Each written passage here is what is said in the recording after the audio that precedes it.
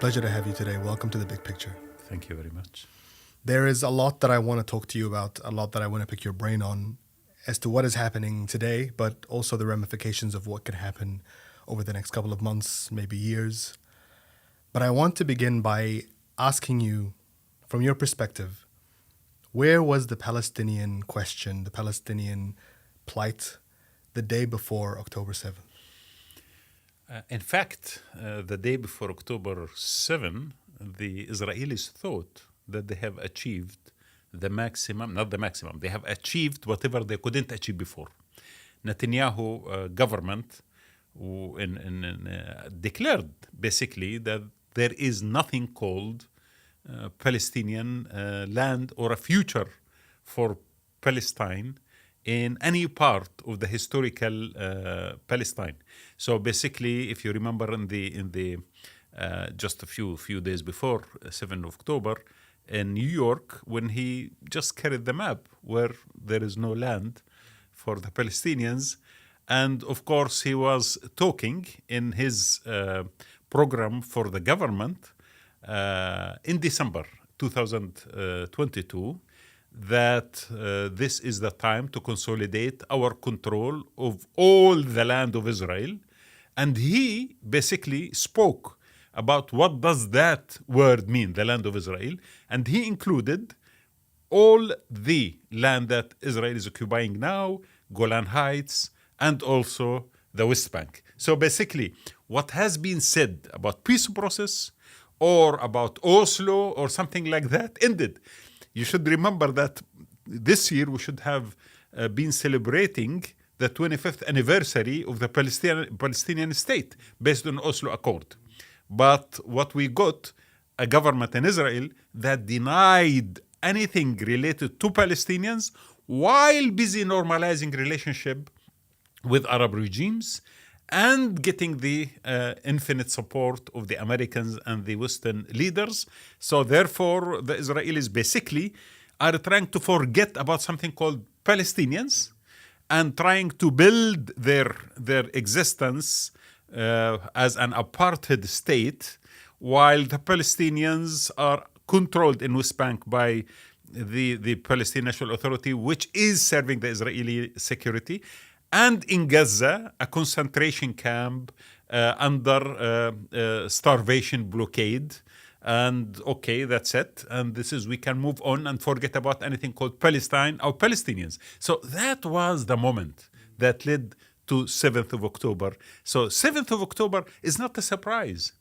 If you are monitoring the situation on the ground and not forgetting, like most of the international media, about something called Palestine or Palestinians, you would have noticed that settlers in West Bank are now engaged on daily attacks against the Palestinians. And you will find that the Al-Aqsa Mosque in Jerusalem has been technically divided. You know, this is the first time since 1967 that is happening. And you will find that Gaza blockade has been declared as a status quo, and there is no hope for any kind of solution. And normalization process in the region that excludes totally any mention of Palestinians, but in a very general terms, just for public and domestic consumption in the Arab world. So the scene was that much, and therefore 7th of October was, in my opinion, a result of that kind of build-up that happened before, especially during the last few months of Netanyahu government. When we're looking at the events of October 7th and certainly the way the international community has reacted to it, the thing that immediately comes to mind are comparisons to the first and the second intifadas. This feels like the most significant event that has taken place since then. The one primary difference between what is happening today and what happened on the second intifada was that back in the early 2000s, there was a clear sense of who was speaking for the Palestinians, who was in a leadership position for the Palestinian cause, both within the Palestinian territories but also internationally. Today, that question is a lot murkier. It's a lot more uncertain. You have a Palestinian president who a lot of Palestinians feel don't represent them. You also have Hamas, who is attempting to become that Palestinian voice, but it's also an organization that is, a terrorist organization in the UK and the US. Israel hasn't been negotiating where they're speaking to, at least publicly or formally, for many, many years. What does that picture of leadership look like today for Palestinians? So we had the opportunity of having that unified voice to represent the Palestinians when there was elections held in West Bank and Gaza that led to a unified national government. And of course, the West and the Israelis were not happy with the fact that Hamas won, majority seats in the legislature at that time, and that's what led to the current reality that we are in. So, when it was left for the Palestinians accepted certain kind of arrangement, and they have a voice. They had a voice to represent them, and by then we would have seen that this voice would have dealt with the political issues in a very reasonable and even pragmatic way. But the Western pressure, because, when you said international community, that word now has lost a lot of merit, because what we speak about as international community normally in our minds is the West, the Americans and the Western governments, not the rest of the world. But we have seen that the rest of the world, a huge amount of the humans across the world, are not exactly following the same method that the Western powers or stance the Western powers have regarding Palestine, especially in the voting of the General Assembly and on many other issues. So it is basically the West, especially the Americans, versus the rest of the world, the global South, which is now sick and fed up of the way the Americans are trying to manage the world. International law that has been sacrificed for a long time now. The self-righteousness the Americans are attempting to show to the world, while they are committing all kinds of atrocities against democracies. One of them, of course, the national government that was elected by the Palestinians, but all the democracies in the Middle East, basically, during the Arab Spring. I think the Americans and the Western powers were not happy with the transformation. And lately, of course, the Ukrainian war and what happened of ignoring international law, and of course going beyond that to redesign the international order in a way that, in my opinion, is ignoring basics of decency. And this, of course, will not at all appease nations across the world, especially outside the Western-centric approach to reality.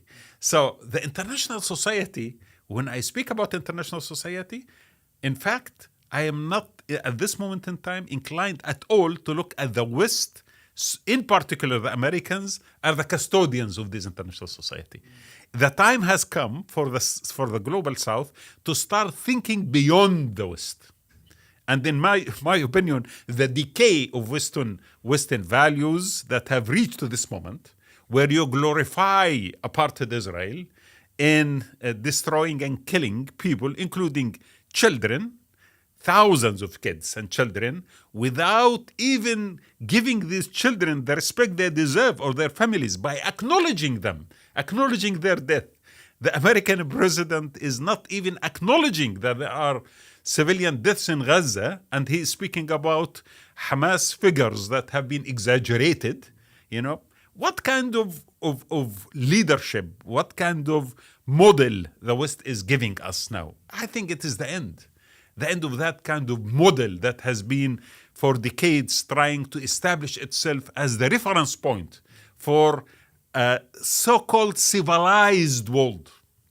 What kind of civilization is this that kill children while denying them food, drinks, bombing hospitals, and killing their parents, and of course denying the knowledge or even the acknowledgement of their death. This is very low moment in the history of the Western values, and I think it is, in a way or another, a moment for the world to move on and to start thinking beyond the Western colonial, imperial, hegemonic nature. And the parallel that you make with Ukraine is something that the U.S. President Joe Biden himself reiterated over the last couple of weeks. And there's been enormous backlash to the way that, publicly at least, the U.S. has handled this situation with regard to its what has been perceived as almost blanket support for Israel and its attack on Gaza, for its refusal to stray away from what is an official Israeli line on what is happening there. And you saw that fallout happen even within President Biden's own administration and his own Congress. When it comes to his view of the world, Joe Biden's view of the world, and what he has attempted to reinstate, or, when he first came into power, he said that, America is back. And last week he tweeted that the world is a safer place with American leadership. Do you think that sense of American leadership is even real anymore, and is anyone paying attention to it? In fact, what is amazing about the current situation is that the American behavior in supporting the Israeli aggression against the Palestinians is against the American national interest, if you think about it, because you are engaged now, technically, in a confrontation and in a war against the civilians in Gaza, and dragged back into the Middle East, while you were trying to dedicate most of your resources to confront China and Russia. Now back into the Middle East. And you should remember that the Americans have been here long time ago. I mean, they haven't departed from the region, but of course they reduced their military presence in the region. They have been here in Afghanistan. They have fought a war in Iraq. And in both wars, they were basically, they had to withdraw without achieving any strategic target, especially in Afghanistan and, of course, even in Iraq. So while they were busy fighting this kind of ghost war, the Chinese and the Russians were building themselves. So the strategic interest of the Americans at that moment in time was sacrificed for an interest which did not achieve to them security as they thought it will. And the Chinese now are much more powerful than ever. Now they are coming back to the Middle East, the Americans. And once you are in this region, and if this war goes longer and longer, it means you will dedicate more resources, and you might get directly involved in confrontation with Iran or with Hezbollah, with any other kind of force in the region. And who is going to be happy? The Chinese. Who is going to be happy? The Russians, of course, because again, the Americans are engaged in another war and they are dedicated resources to that. So I cannot understand how an administration like that puts its, direct domestic interest above the national interest. It seems that the decay of leadership in the West, by the way, not only in America, but also look at Britain. So it's not Biden, it's also Sunak, it's also Scholz, it's also, the French, Macron.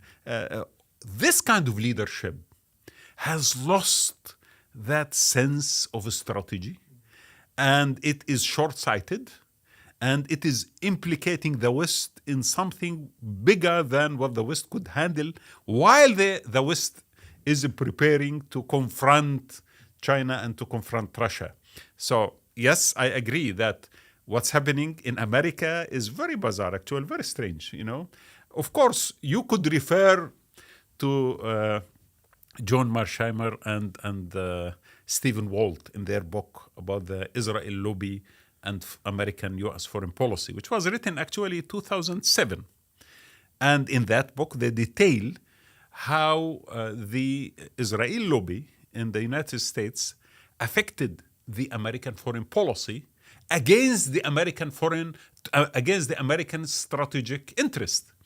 In my opinion, what we see now is an extension of that deceptive approach to the American interest and American national interest. And again, Biden is following Netanyahu's basically misguided trip towards creating this kind of confrontation, which might go beyond all kind of expectations, especially if it goes regional, and it might even become a regional, international proxy in the region. So, yeah, we are on a brink of a major, dangerous moment. And the Americans cannot see it. Maybe they can, but it seems that they are sleepwalking into it. Plus, of course, the Western leaders in Europe, who I think have lost as well a lot of sense of a strategy, and they are following the Americans also blindly. And this is very dangerous moment for the world.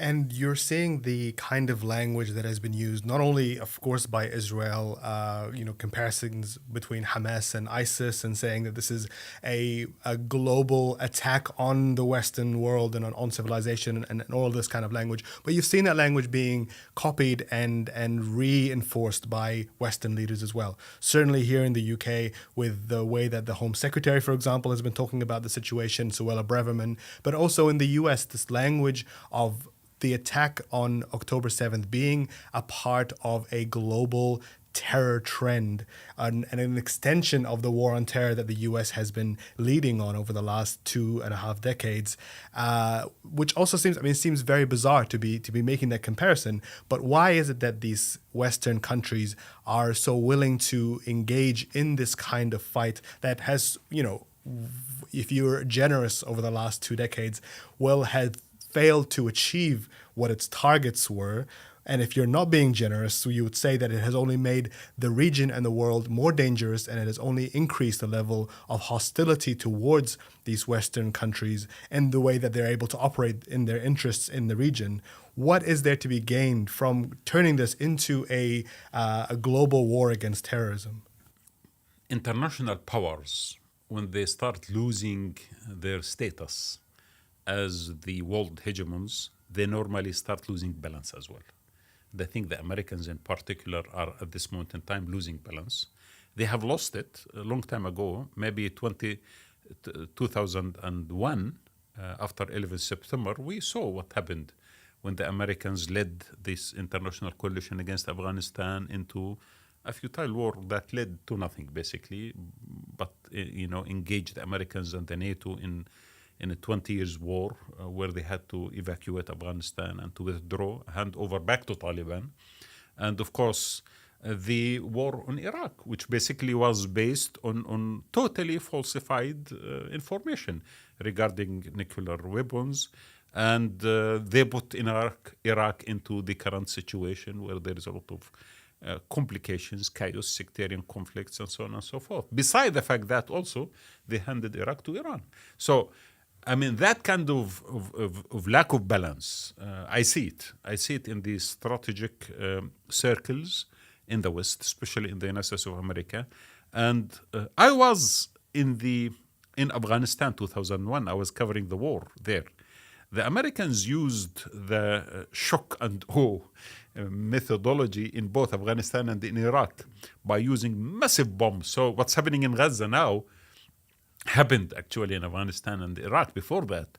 They destroyed, they killed, they did a lot of things, but eventually they couldn't do anything much more than that. They left behind a huge amount of hatred and anger and frustration, not only in Afghanistan and Iraq, but also in the global South, in the Islamic world, in the Arab world. And this accumulation of anger and the frustration, we see now how it is playing out through the massive demonstrations everywhere, because people could see the injustice and the rhetoric the American leaders and the Western leaders are putting forward to media is not convincing, but also actually frustrating. It assumes the ignorance of audience. We have had all these kind of experiences before, and we knew the rhetoric that led to all these kind of wars, the denial of massacres that happened in Afghanistan and in Iraq. I remember that I was covering this kind of stories. The Iraqis were bombed and killed and maimed and destroyed, and the Americans do not even acknowledge the responsibility for killing them. Journalists were killed, and the Americans did not acknowledge the killing of them. So what the Israelis are doing is what the Americans actually did as well before. And therefore, the world in large is witnessing this kind of hypocrisy and double standards, and I think people are growing very furious, and the Americans are losing it. And of course, a stupid guy one day will ask us, why you hit us? I mean, imagine sometimes there is very naive thinking, especially in the American circles, about the Arab world, the Islamic world, and the South, the global South altogether. I don't know. Does it spring from the fact that maybe the Western leaders think of the exceptionalism, the divine right that they should have against everyone else? I am now horrified to listen to them invoking religious statements, claiming that this is a crusade and this is a religious war, and quoting from certain kind of quotations about justifying genocide against men, women, and children, as Netanyahu did a few days ago when he was speaking about the Israeli army as a continuation of 3,000 years of legacy since Joshua ben Nun. And we know what happened when Joshua ben Nun, according to the Old Testament, cursed Jericho and destroyed it and killed everyone. So the point is, this kind of logic shows you that there is imbalance in the mindset of the decision makers. When they resort to this form of anger, frustration, invoking religious wars and so on and so forth, it means that they are losing their balance and they are behaving in a very dangerous way. And this is definitely one of the most dangerous moments in our history, because we have also leaders who are not qualified to manage this moment. And on that note, actually, one of the alarming things that in the first couple of days that we saw in terms of international coverage, in terms of the reaction from world leaders, in terms of the reaction from analysts, specifically the ones in the US, was almost a mirror image of what it felt like in the days after the September 11 attacks in 2001.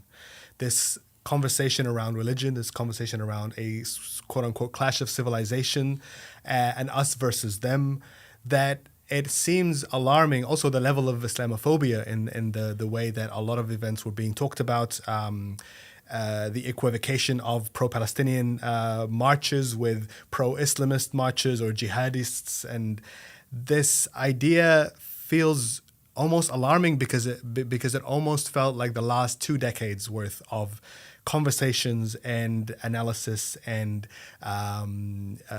dialogue have, I mean, I don't want to say have been for nothing, but it almost feels like things have been flipped on their heads again, and we're right back to where we started. Is this how it feels to you? Sadly, media has played a very negative role, mainstream Western media in particular, during the last few weeks, in amplifying this kind of madness and hatred, and denying the Palestinians the acknowledgement of their plight. And they do what they do usually by just eliminating the context and the history of any event. So they start just as if the Middle East was going through a great moment of peace and prosperity, and suddenly the mad Palestinians decided to disturb this peace and balance by creating this event on 7th of October. So unfortunately, the Swiss media, which in my opinion is serving centers of power, has reached a moment of denial of the just cause of the Palestinians.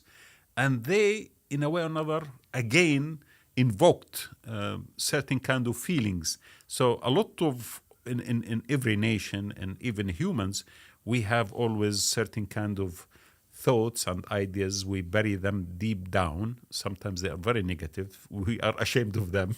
But in moments like that, all that surface on top. So we become xenophobic, racist, and we start assume that we are superior and we are self-righteous and we should definitely eliminate, kill, and destroy the enemy totally because they're not humans, they're animals, like this kind of rhetoric that the Israelis and some American American politicians are repeating. So we have that kind of mentality. Now, going back to the reality, does this kind of logic appease everyone? In my opinion, the Western nations are not happy to see their leaders behaving the way that they are behaving. We saw the demonstrations in London, we saw the Paris demonstrations, we saw it in Germany, everywhere. Although the laws and regulations that the governments of these countries try to enforce were actually, in my opinion, not only anti-democratic, but it were barbaric in a way, by trying to suppress people from showing their sympathy to dead men and women and children in Gaza. But regardless, the people demonstrated. And this is a very good sign. It means our debate and discussion that you refer to is not gone, unnoticed. Actually, yes, there is a lot of people now who see the reality and the truth, regardless of media and regardless of the political stance. So it is not as if we have lost totally the West. We have lost the centers of power in the West that has been, in a way or another, serving the Israeli interest blindly, as I said, against their national interest even. But the people, I think, will start to see the reality, and they are seeing the reality more and more. And this is very good news. So take, for example, the slogan that the whole world started: Israel has the right to defend itself. Someone would ask, the Palestinians, do they have the right to exist? Do they have the right to defend themselves? If you say no, they are not, it means we are not acknowledging the Palestinians as humans equal to the Israelis, for example, and therefore they don't have the right. Now you are defending, when you say Israel has the right to defend itself, you are looking at Israel as oppressed small minority surrounded by brutal Palestinians with their mighty army and their bombs and their massive artillery, and Israel has the right to defend itself. Israel is an apartheid state trying to defend itself against the occupied people, who have been put in a concentration camp for the last 16 years under starvation, and then you tell me we have the right to, Israel has the right to defend itself. Of course, this logic is easily, you can say how ridiculous it is. And any sane mind will look at facts. He will understand that this is not what a sound argument for the Israelis to do what they are doing. And therefore, I think more and more people in the West, of course, the global South, most of it, basically have gone through this before us. They have gone through this in Africa, during colonial era. We cannot eliminate the fact that what we see now is an extension of that mentality that colonized Africa, that enslaved Africa, that killed 10 billion people in Congo by the Belgian king at that time, by the apartheid state of South Africa that the West supported and declared Nelson Mandela at that time as a terrorist before he was celebrated as a liberator and got a Nobel Peace Prize. So the West has been there. That dark history has been there. And unfortunately, because of this particular moment, all this dark actions and memories and subconscious is coming to the front and expressing itself in a very ugly way in media and in political terms.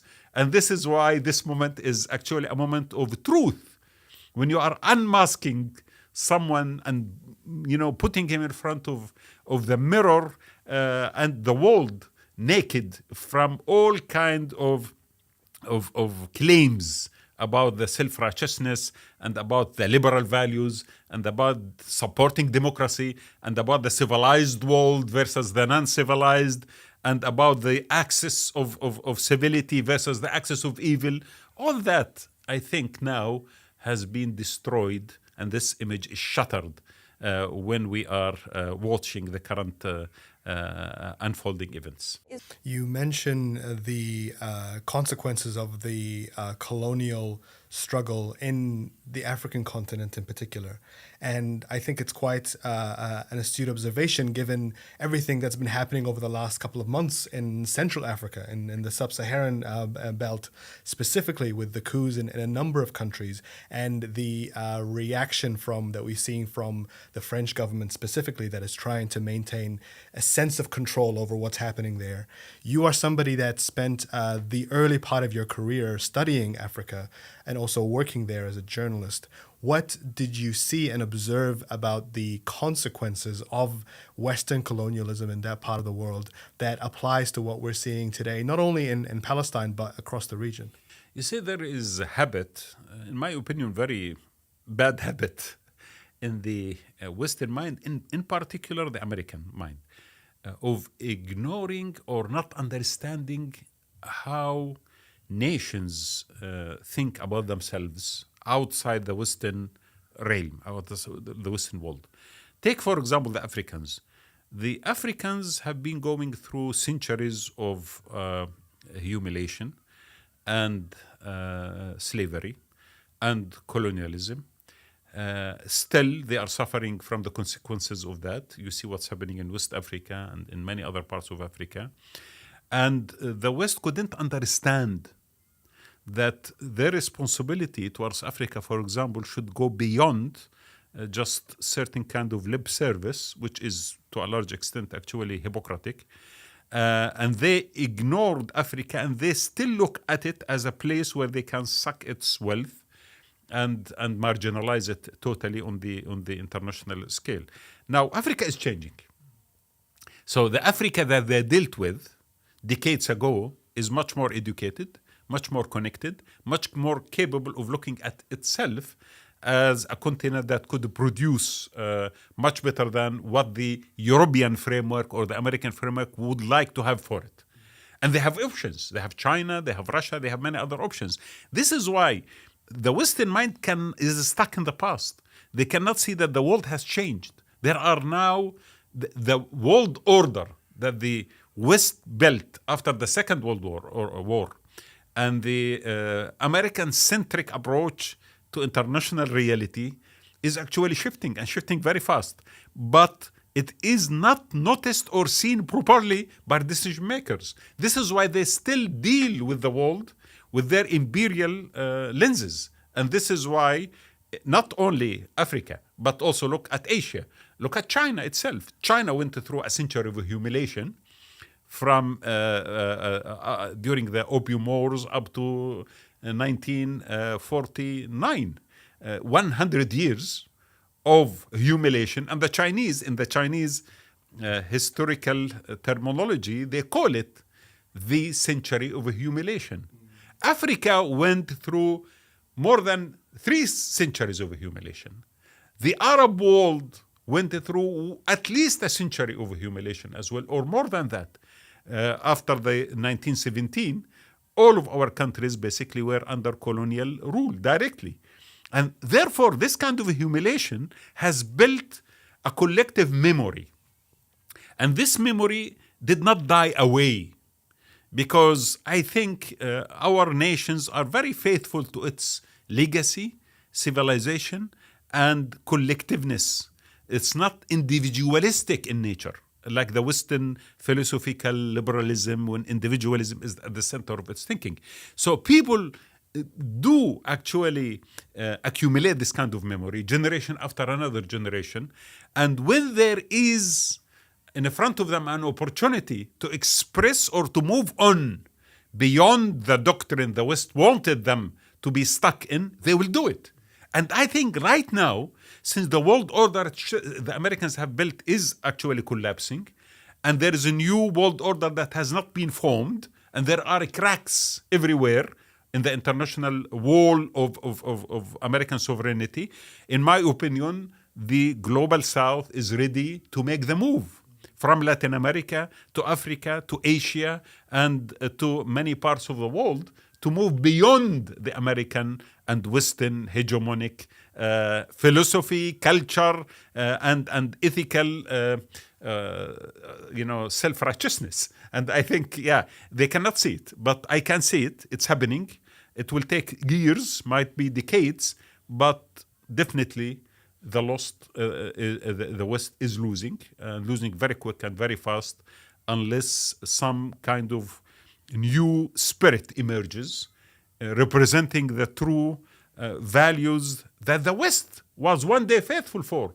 3 centuries ago, when the ideals of liberalism emerged, before they were militarized and used as a tool of oppression and subjugation in all parts of the world, when we go back to the ideals that the early philosophers of enlightenment introduced to us, yes, we will respect that.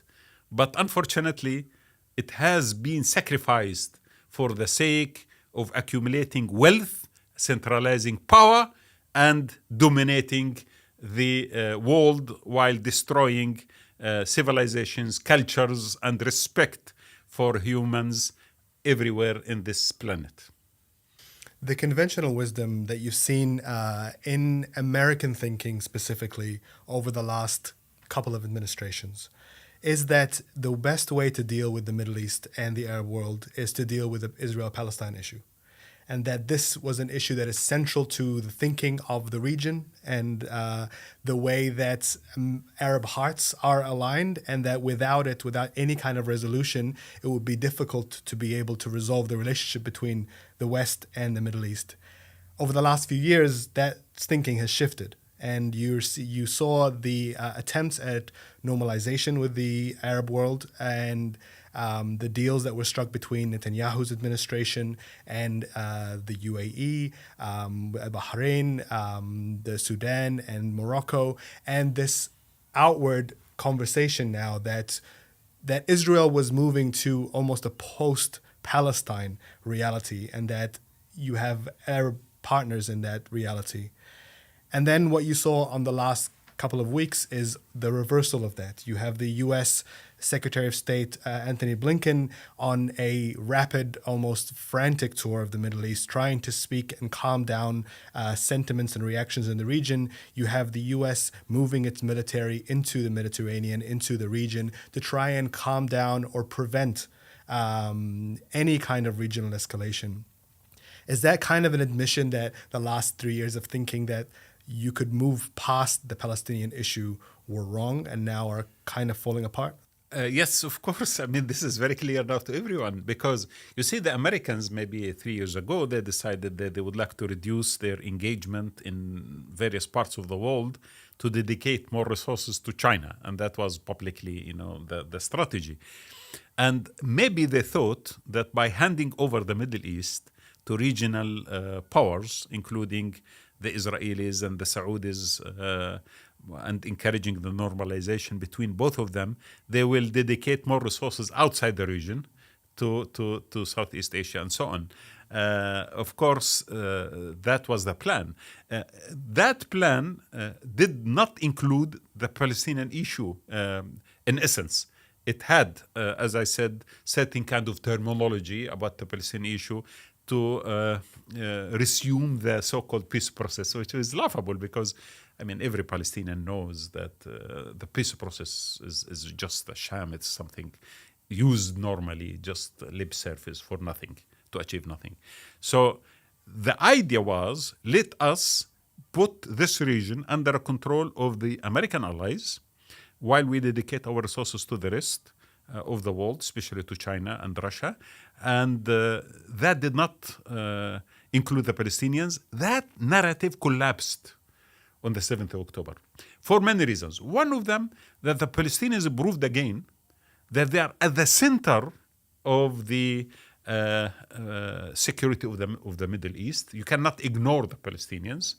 As I said, you cannot just ignore them and putting them in concentration camps and have an apartheid state in Israel that the world will be at peace with it and the region will accept. So this is not at all possible. And that's most important for the region as well and for the world, that when the Arab Spring happened, a lot of literature in think tanks in the West started to assume that the Arab world has forsaken the Palestinian issue and people now are busy thinking about their immediate domestic issues. But on the 7th of October and aftermath, we see that the demonstrations in the Arab world, the emotions across the global South is denying actually this kind of assumption and introducing the original fact that the Palestinian issue is central to the Arabs and Muslims and the global South, and even to a lot of people in the West who are also seeing the truth and are angry with their governments.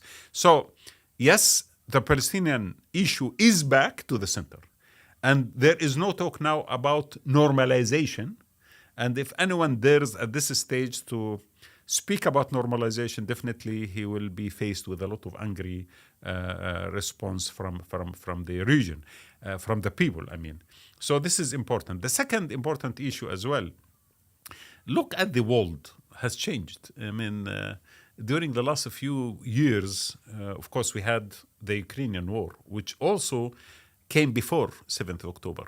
The Ukrainian war also established some form of imbalance regarding the Western dominance, because a lot of global South did not take the American narrative and did not participate in the way in blockading Russia and so on and so forth, sanctions against Russia. And therefore, what happened on 7th of October is a continuity of that kind of approach.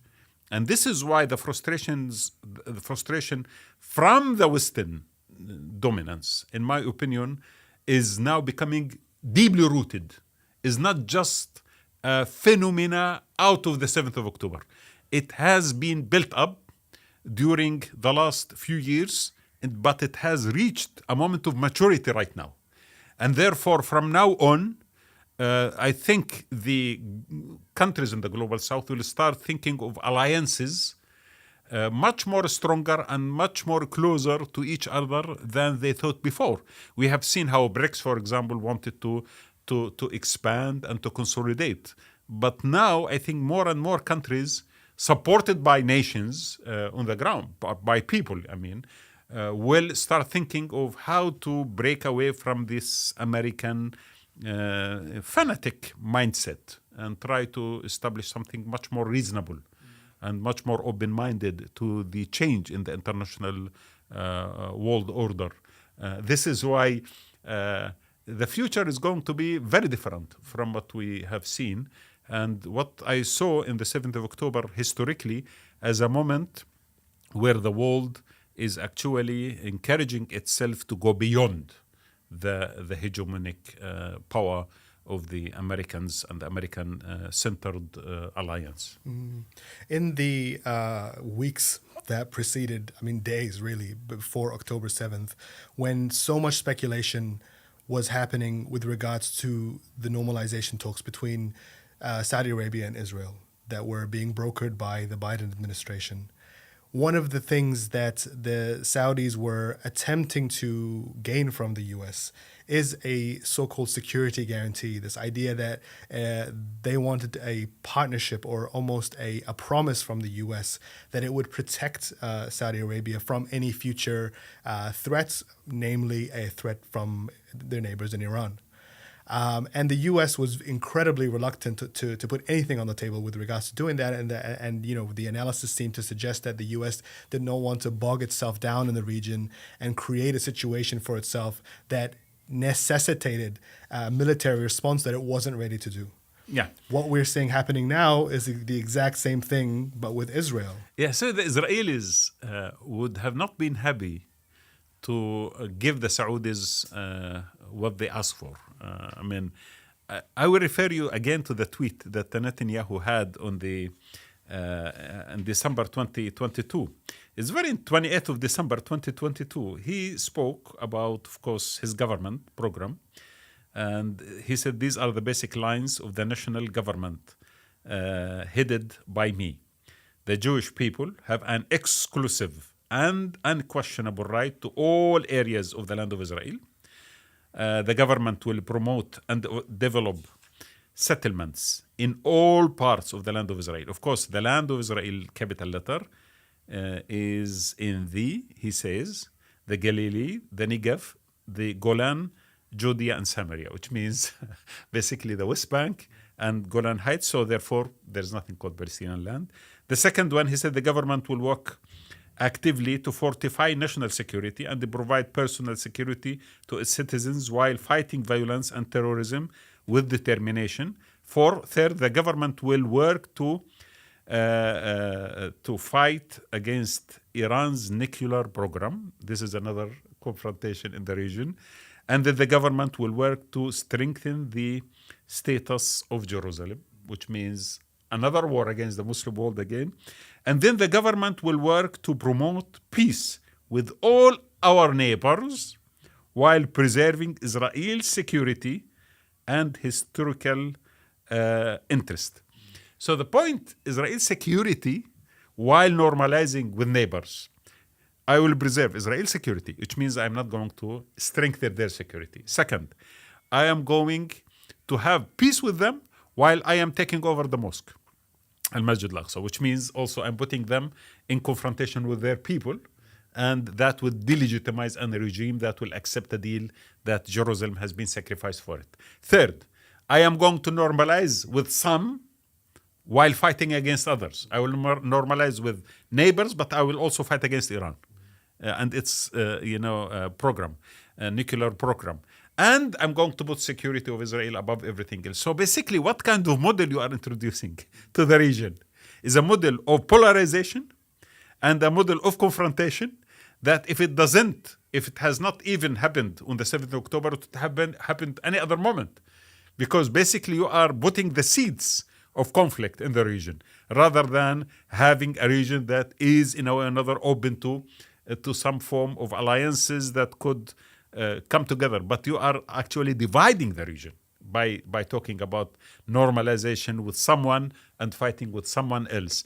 And in my opinion, that would have, even on its own, without 7th of October, led to some form of confrontation in the region, and no peace will come out of such an imagination.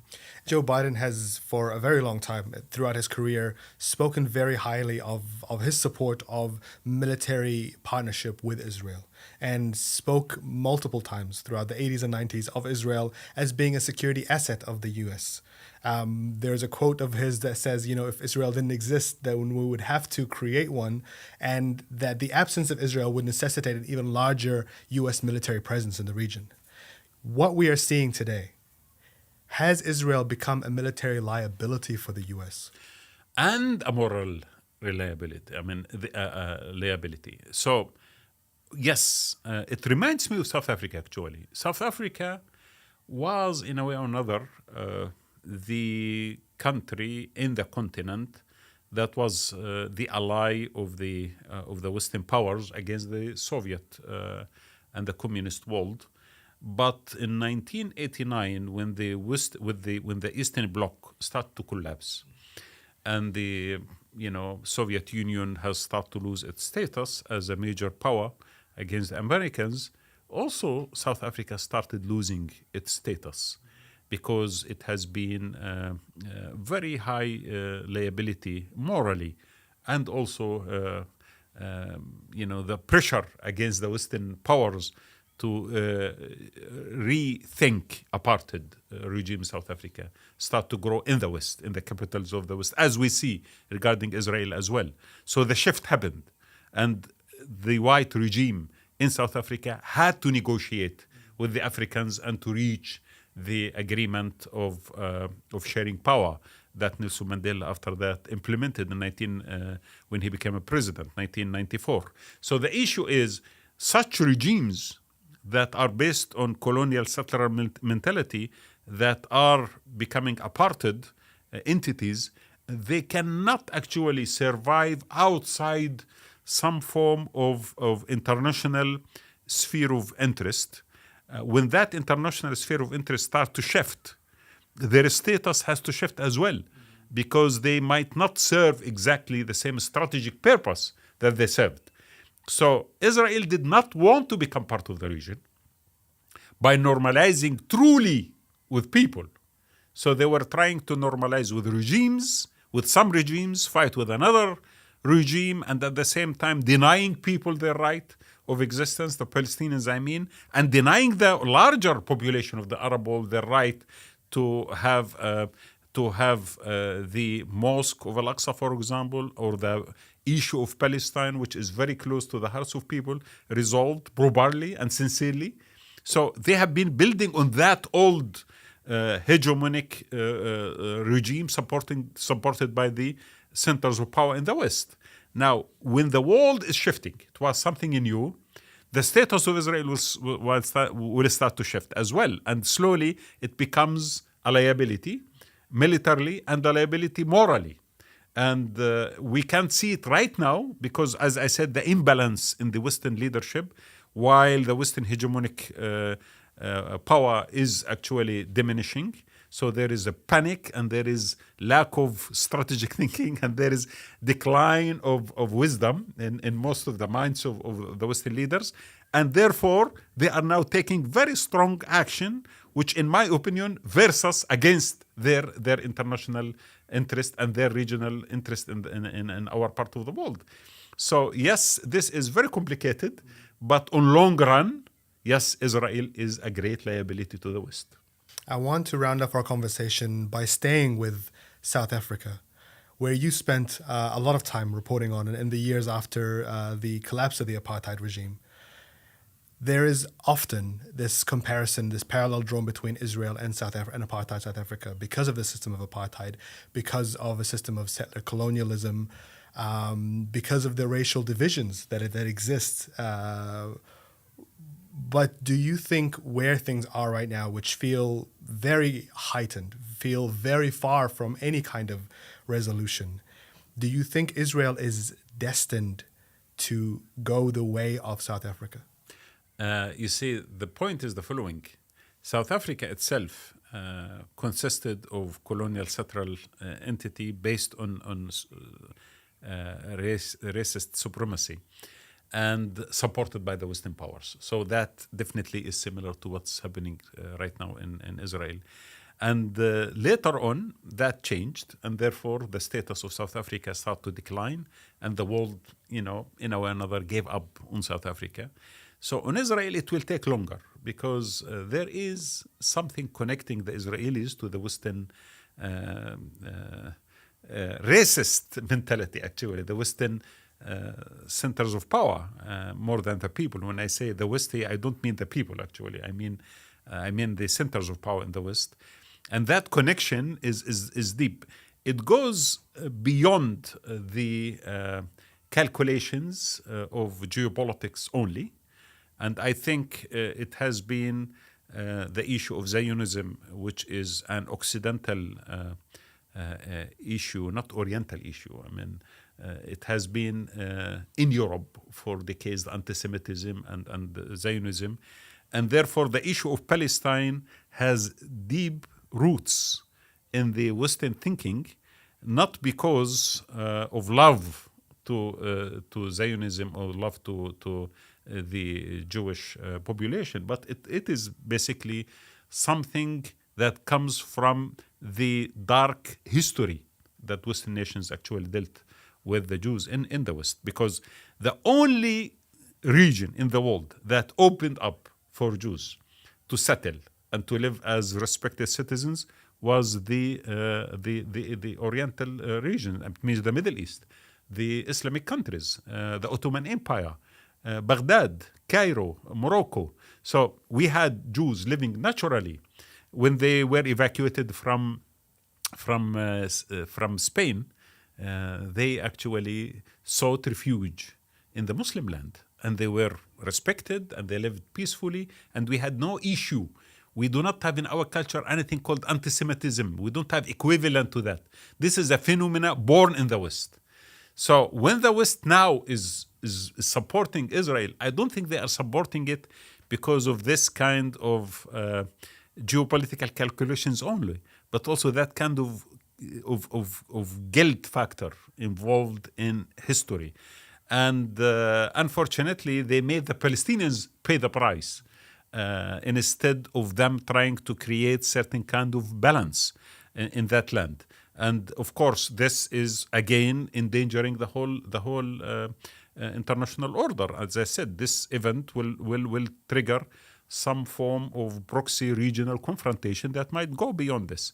So to answer your question, I am hesitant to say that the calculations are geopolitical only, and I think we need to sit down and to think of a new imagination about what should be done in the land, and we need to trigger the historical precedents, which I refer to, because our region was the most tolerant region to the Jewish settlement, when the Jewish settlements during the last few centuries was natural, integrated, and it was actually part of the mosaic, cultural, religious, sectarian mosaic of the Middle East. And Muslims, Christians, and Jews lived together without any kind of enmity or hostility. We did not have the same experience that the West had with the Jews. So that is a model, in my opinion, is deep down in our memory and history in the region, in the Middle East, which, in my opinion, if the Israelis think strategically, they need to become part of this region and to stop trying to think outside as just colonial settlers who have come there in order to besiege themselves with walls, because that cannot continue. That will happen one day, that it will be destroyed. That kind of model cannot survive. This apartheid regime cannot survive. This kind of system cannot survive. This is based on something that humanity eventually will reject. So new imagination, new thinking should emerge. And that thinking had precedence in history. Is not something that is unique. So if we go back to that precedence, we can start imagining something beyond the current polarization and conflict. And how do we get to that precedent, back to that idea that you described of what the region once was? How do we get back there? So let me be frank with you. This Middle East, which we deal with today, is a legacy of colonialism, basically. We have been divided into certain kind of entities, and Sykes-Picot, and after the First World War, and that put the seeds of conflict in the region itself. And Israel was planted as well in the region through the British mandate over Palestine. And all that was done without consulting the people. So it does not have legitimacy. This whole structure is not legitimate based on what we think about ourselves in the region, what people think about themselves. It is not a natural progress that this region has reached to. And this is why for 100 years we couldn't establish legitimate political entities that have deep legitimacy in the minds of people and the hearts of people, unfortunately. This is why we have failure of Arab state now. Most of the Arab states are failing, not capable of delivering, even basic services to their people. Security-wise, we are suffering from all kinds of confrontations and wars. So a new thinking about the region should not abide by one particular set of rules that were inserted 100 years ago. Now, you might argue that nation states in the region has become a reality. I might agree that states in the region, although the word nation states I don't accept too much regarding the Middle East, because I don't think we have that kind of concept based on the official description of what nation state is. But let us assume, yes, states are there. But who can prevent us from start thinking beyond the state? the Europeans fought against each other. In 30 years, they killed about 100 million between the First and the Second World War.